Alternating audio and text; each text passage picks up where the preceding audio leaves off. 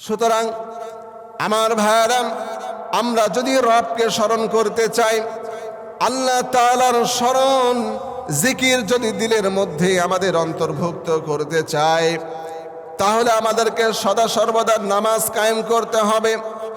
নামাজের পাবন্দি আমাদেরকে করতে হবে, খুশু খুজুর সাথে আমাদেরকে নামাজ আদায় করতে হবে।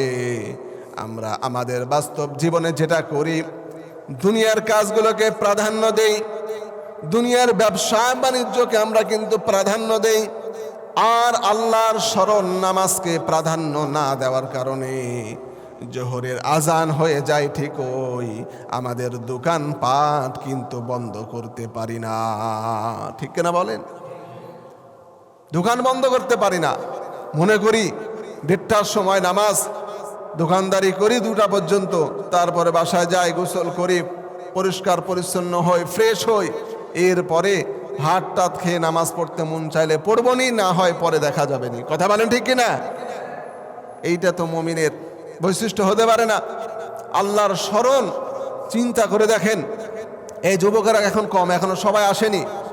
আমরা যখন যুবক বলতে কি, আমি নিজেও তো, আমরা যখন মোবাইলে কোনো নোটিফিকেশন আসে, সঙ্গে সঙ্গে মোবাইলটাকে চেক দেই। এই কথা বলেন ঠিক কিনা? মোবাইল চেক করি, মেসেঞ্জার হতে পারে, ইমো হতে পারে, হোয়াটসঅ্যাপ হতে পারে, অথবা মোবাইলের SMS হতে পারে। যখনই নোটিফিকেশন চলে আসে, শত ব্যস্ততার মধ্যেও, ইভেন মোটরসাইকেল চালাতে চালাতেও কিন্তু আমরা অনেক সময় নোটিফিকেশন চেক করি।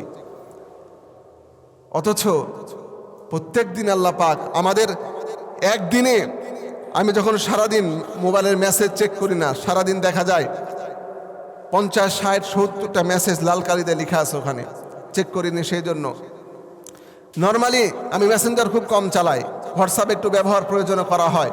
তো আমরা যখন হোয়াটসঅ্যাপ মেসেঞ্জার ব্যবহার করি, একদিন আপনি দেখবেন সারাদিন একটা মেসেজও সিন করবেন না, একটা মেসেজও সিন করবেন না, রেখে দেবেন। সকালে ঘুম থেকে ওঠার পর থেকে নিয়ে একদম ঘুমাতে যাওয়া পর্যন্ত, রাত্রিবেলা শেষ সময় যখন মেসেজ মোবাইল চেক করবেন, দেখবেন হোয়াটসঅ্যাপ, ইমো, মেসেঞ্জার, মোবাইলের নর্মাল SMS, প্রত্যেকটা জায়গাতে 50, 60, 100, 200, 300, 500 পর্যন্ত SMS জড়ো হয়ে গেছে। ঠিক কিনা বলো যুবকেরা? এটা হয়। তা আমরা কি করি? সারাদিন যখনই SMS আসে, যখনই নোটিফিকেশন আসে, সঙ্গে সঙ্গে চেক করি, সঙ্গে সঙ্গে দেখি, অ্যান্সার দেই, ফিডব্যাক দেই, উত্তর দেই। আমাদের মোবাইলের সামান্য SMS নোটিফিকেশন আসলেই আমরা শত ব্যস্ততার মধ্যেও মোবাইল চেক করে দেখি। অথচ আল্লাহ রাব্বুল আমিন প্রত্যেক দিন অনলি 5 বার আমাদেরকে নোটিফিকেশন দেন, মেসেজ দেন, আহ্বান করেন, ডাক দেন। অথচ আল্লাহর সৃষ্টি বান্দা হয়ে আমরা আল্লাহর মেসেজের উত্তর দিই না। ঠিক কিনা বলেন? এর থেকে দুঃখজনক আর কি হতে পারে? আমার ভাইয়েরা, মুফাসসিরগণ তাফসীরের মধ্যে লিখেছেন, কোন মানুষ যখন ফজরের আজান দেওয়ার পরেও ঘুম থেকে উঠে না, মুয়াজ্জিন সাহেব আসসালাতু খায়রুম মিনান নাওম, মুয়াজ্জিন সাহেব যখন এই ডাক দেন, নামাজের ডাক দেওয়ার পর যখন দুনিয়ার মানুষেরা ঘুমায়া থাকে, ঘুম থেকে উঠে না, আল্লাহর ডাকে সাড়া দেয় না, ওই বান্দা সকাল 8টা পর্যন্ত ঘুমায়। সকাল 8টায় ঘুম থেকে উঠে ফ্রেশ হয়, নাস্তা খায়, তারপরে স্কুল, কলেজে, ইউনিভার্সিটিতে চলে যায়, অথবা ব্যবসা বাণিজ্যের কাজে চলে যায়, চাকরির অফিসে চলে যায়। বান্দা যখন নাস্তা খায়, ফেরেশতা তখন আল্লাহর সাথে কথোপকথন করেন, কথা বলেন, ওগো রব্বুল আলামিন, তোমার অমুক বান্দা ফজরের আজান দেওয়ার পরেও ঘুম থেকে কিন্তু উঠেছিল না, তোমার বান্দা ঘুমাইছিল, তোমার এটাকে সাড়া দেয়নি, সালাতুল ফজরে কিন্তু সে মসজিদে যায় নাই।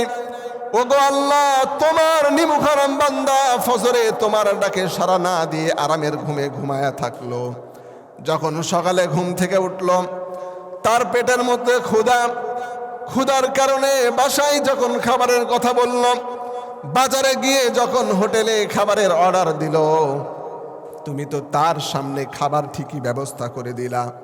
তুমি তো ইচ্ছা করলে, তোমার ওই বান্দা নাফরমান তোমার ডাকে সাড়া দেয় নাই, তুমি তো ইচ্ছা করলে ওই বান্দাকে খাবার না দিয়েও না খেয়ে রাখতে পারতা, কারণ তুমি হলা রিজিকের মালিক।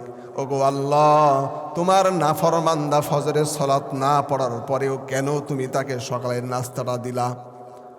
রব্বুল আমিন ফেরেশতার এই প্রশ্নের জবাবে বলেন, ও আমার ফেরেশতা শোনো, আমার বান্দা শয়তানের ধোঁকায় পড়ে আমার ডাকে সাড়া দিল না, আমি বড় কষ্ট পেলাম, আমার খারাপ লাগলো।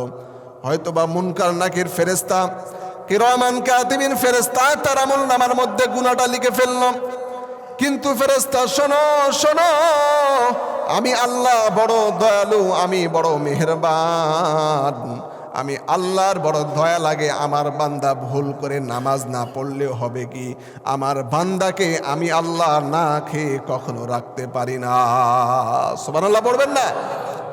আল্লাহ পাকের দয়ায় কিন্তু আমরা শুধু খাবার পাই, রিজিক পাই, কোনো কারণ নাই। আপনি অফিসে যাবেন, অফিসের বসের সাথে বেয়াদবি করবেন, আপনার বেতন কাটবে। আপনি 30 দিনের মধ্যে 4 দিন শুক্রবার বাদ দিলে 26 দিন ডিউটি থাকে, আপনি 1 মাসে 5 দিন গ্যাপ করেন, 100% আপনি বেতন কাটবে। এই কথা বলেন, বেতন কাটবে না? বেতন কাটবে। আপনি ব্যবসা করেন, 30 দিন দোকান খুলতে হয়, 5 দিন দোকান বন্ধ রাখেন, ওই 5 দিন আপনার মিনিমাম 5টা কাস্টমার অন্য দোকানে চলে যাবে। যাদের রানিং ব্যবসা, যাদের রানিং ব্যবসা, ব্যবসা না থাকলেও ডাল সিজন হলেও দোকান খুলে বসে থাকতে হয়। কারণ একটা পরিচিত কাস্টমার এসে যখন দেখবে আমি এই দোকান থেকে মালামাল ক্রয় করি, আমার দোকানদার দোকান বন্ধ, 2 দিন যখন দেখবে, 3 দিনের বেলায় কিন্তু ওই কাস্টমার আর আসবে না, অন্য দোকানে চলে যাবে। কারণ দোকানের তো ব্যবসায়িকের তো অভাব নাই। এই কথা বলেন ঠিক কি না? এটাই বাস্তবতা। তো আমরা দুনিয়ার নিয়মে ব্যবসা প্রতিষ্ঠান ঠিকঠাক খুলে না রাখলে আমার কাস্টমার কেটে যায়, ব্যবসাতে লস হয়। চাকরিতে আমার ঠিকঠাক সময় মতো ডিউটি না করলে, অ্যাবসেন্ট হলে আমার বস আমার বেতন কেটে নেয়, কর্তন করে। কিন্তু আমার আল্লাহ দিনে 5 বার যে ডিউটি দিয়েছেন, 5 বার যে নামাজের হুকুম আহকাম দিয়েছেন, প্রত্যেক দিন 5 বার করে আল্লাহ পাক আমাদেরকে মসজিদে ডাকতেছেন, আল্লাহর জিকিরে, আল্লাহর স্মরণে আমাদেরকে ডাকছেন। অথচ আমরা মুনাফিকি করে, নিমুখ হারামি করে আল্লাহর ডাকে সাড়া দিচ্ছি না। দুনিয়ার কোনো কাজকে আমার আপনার বন্ধ আছে? একজন বলতে পারবেন আজকে ফজরের নামাজ পড়িনি, এই জন্য আজকে দুনিয়ার কোনো কাজই করবো না, রাগ করে, মন খারাপ করে? কেউ বলতে পারবেন? প্রত্যেকে আমরা আমাদের দুনিয়ার কাজ করি। আজকে ফজরের নামাজ পড়তে পারিনি বলে আজকে সকালে নাস্তা খাবো না, কেন আমি নামাজ পড়লাম না, পড়তে পারলাম না? একজন মানুষ এমন নাই।